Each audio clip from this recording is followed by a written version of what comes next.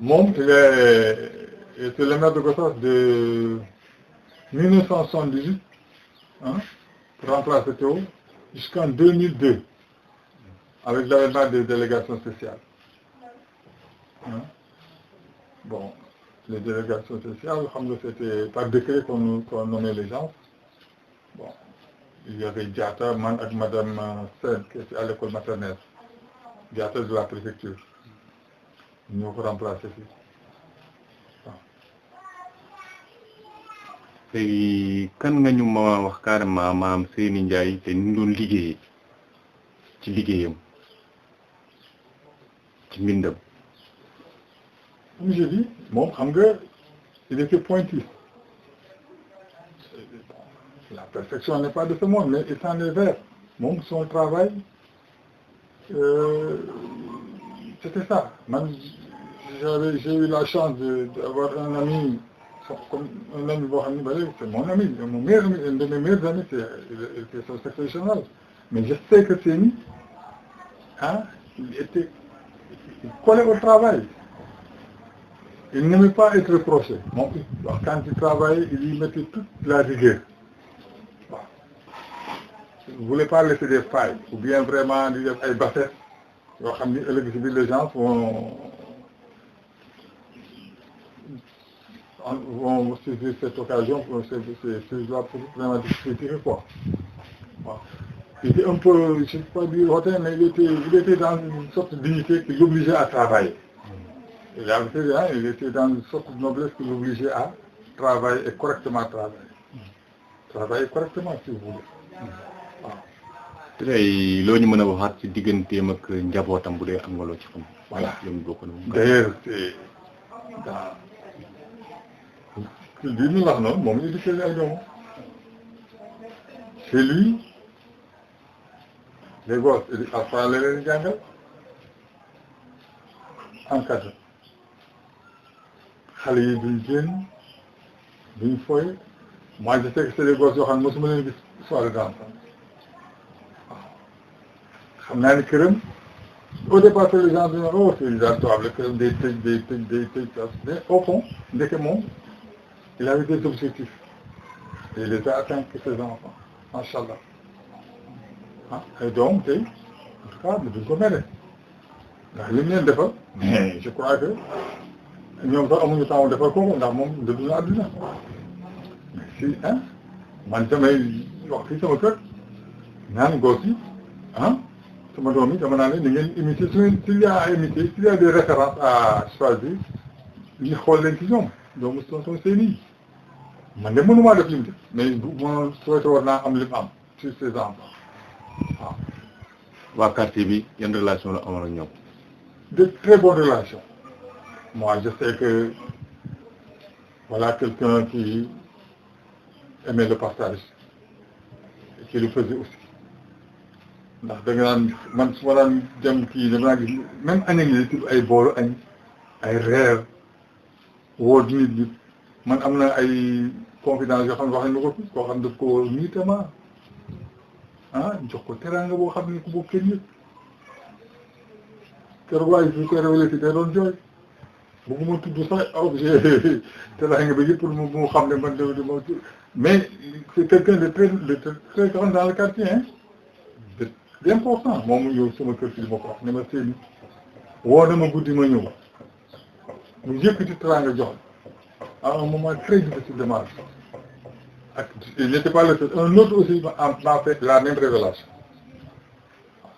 s'il m'était permis de citer leur nom dama la koy wax et puis dama wax je suis pas en train de bavarder comme ça ay mag waaw donc il était magnanime c'est quelqu'un qui savait aider dans l'humilité aussi parce que nit ki soo koy dimbali aussi jarul nga di ko wane kon bi fii amul benn kër boo fi dugg te xëy na duñ la wax li ma la wax bon je ne peux pas être témoin de tous ces gestes mais je sais que loolu am na fi ndax xale yi soo leen laaj ñoom ñëpp dinaa jënd ay bool di dugal ci kër yi di dugal ci kër yi il entretenait d'excellentes relations avec les gens comme le quartier, presque on était tous des parents. En plus, il nous servait de modèle, de référence. Sur le plan moral, sur le plan social, il nous aidait. Bon, c'est quelqu'un que vraiment, moi, je respecte. Et ce monde Nebou, il m'a beaucoup inspiré dans mon travail, en tant qu'enseignant, en tant que directeur d'école suisse. Dama daan ne foofu quand même, mu wax ak man. Il expliquait beaucoup de choses. Parce que bon, il était un maître émérite, un directeur d'école hors pair. Donc il avait une expérience boo xam ne je voulais vraiment profiter. mu di mën a am defal nii tegul fii waxal lii defal nii. Sur ce plan-là, vraiment, kenn fayu ko borom yàlla rek moo ko mën a fay sur ce plan. te moom lañ koy ñaanal aussi yàlla fay ko. waaw ginnaaw bi ñu leen remercier Gossasactu ñoo ngi leen di nuyu di leen ziare waaw man nag Youssoufa Diop laa tudd dëkk Gossas juddoo quartier Kër El Hadj doon liggéey ci mairie bi waaw parce que def na 3 mandats ci 4e mandat man ci laa ñëwee mairie yàlla def aussi bi ma ñëwee mairie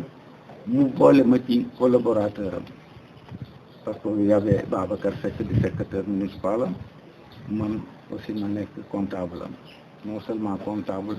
des ñi comptable matière en même temps chargé des affaires domaniales yooyu yëpp moom ma ko nommé woon ma ànd ak moom doon liggéey ak moom ci cadre boobu vraiment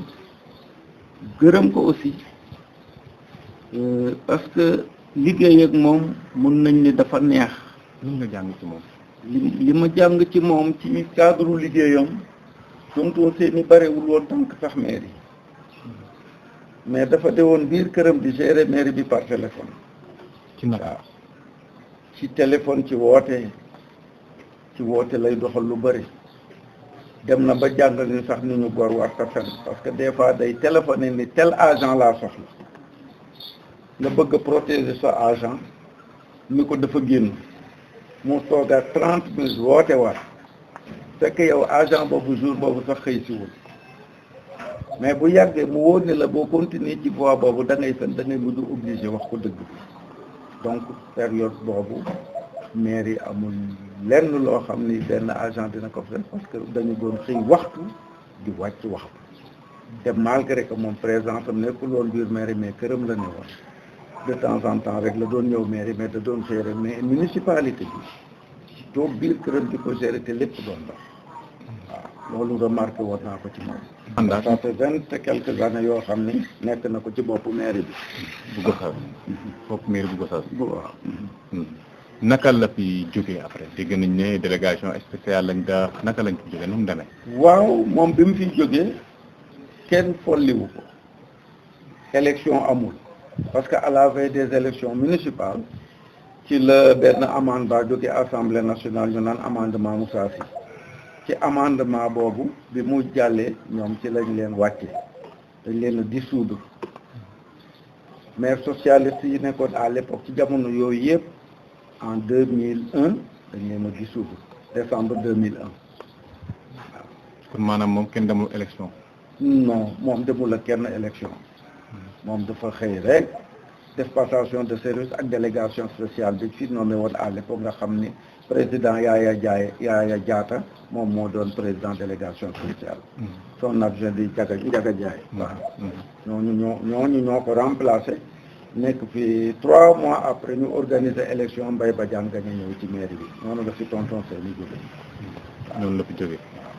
Parce que aussi moom c'est quelqu'un qui ne se laissait pas manipuler hein. Il n'était pas un béni, quelqu'un qui vient et qui obéit à tous les autres. Non, c'est quand même c'est pas ça. Il se faisait respecter hein. loolu moom ñëpp xam ne il se faisait respecter. man dégg naa fi sax li ma mujj a dégg mu def fii pour te dire que bi mu nekkee maire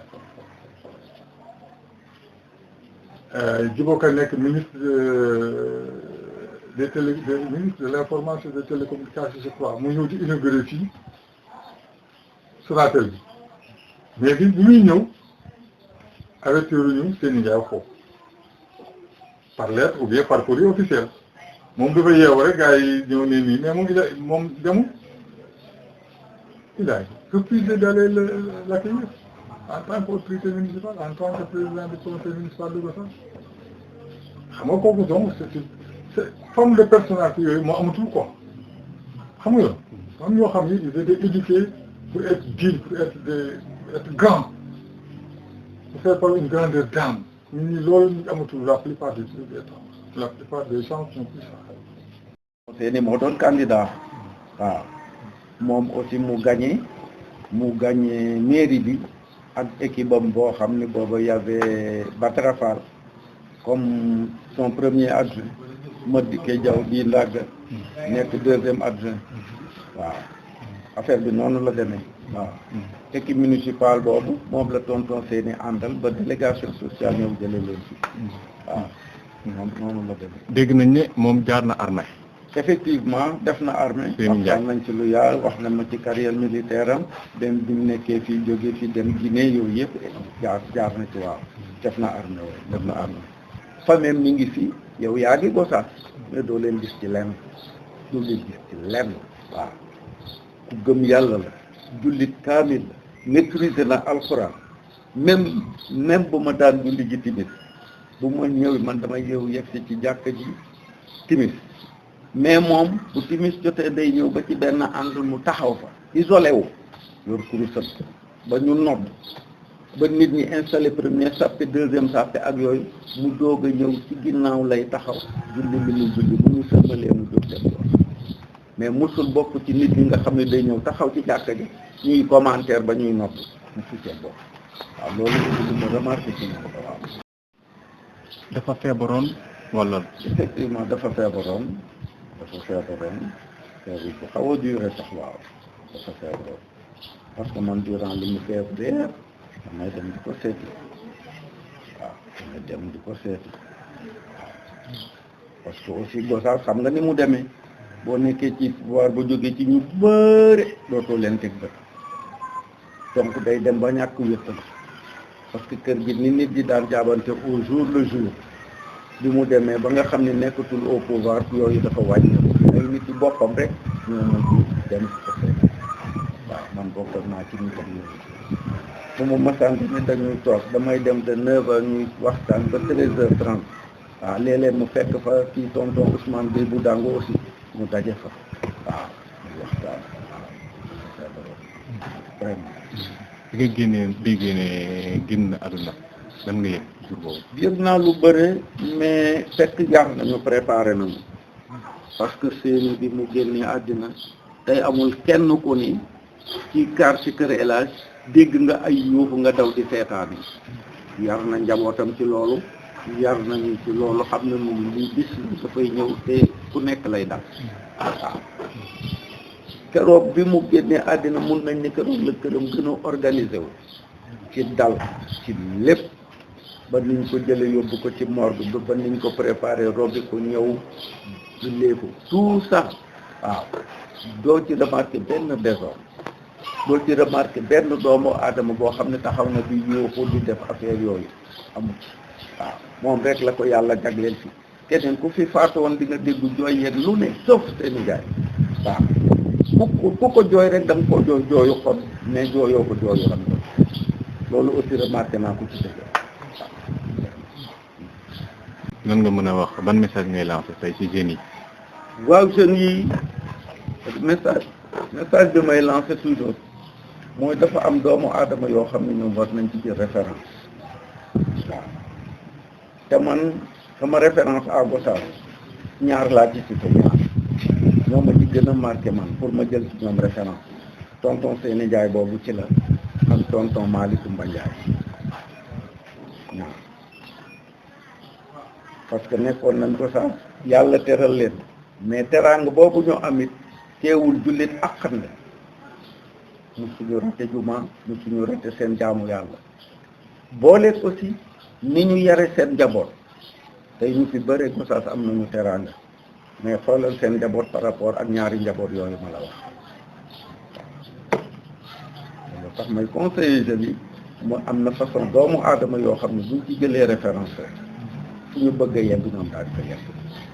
waaw man ñaar ñooñu jël naa leen référence ci Gossas te du ma ci reculer te bu ma sañoon sama njaboot foofu laa leen di teg mais très sérieusement li ma la wax def ci remarque waaw def ci remarque nga observé famille Seydi Ndiaye ak famille tonton Malick Coumba Ndiaye sur Gossas ak di leen gërëm di leen sant waaw di leen ñaanal aussi li ngeen projeté yàlla na dem ba nekk ay téléviseur war àddina bi waaw bu mu yem rek ci réseaux sociaux yi mais yàlla kàttanal leen ba ngeen am doole ji vraiment parce que lii lu baax la ci Gossas parce que yenn information yi ñu koy taataan ngeen koy jàllale muy à travers nit ñi di ko mën a jot vraiment di leen ci sant di leen gërëm waaw.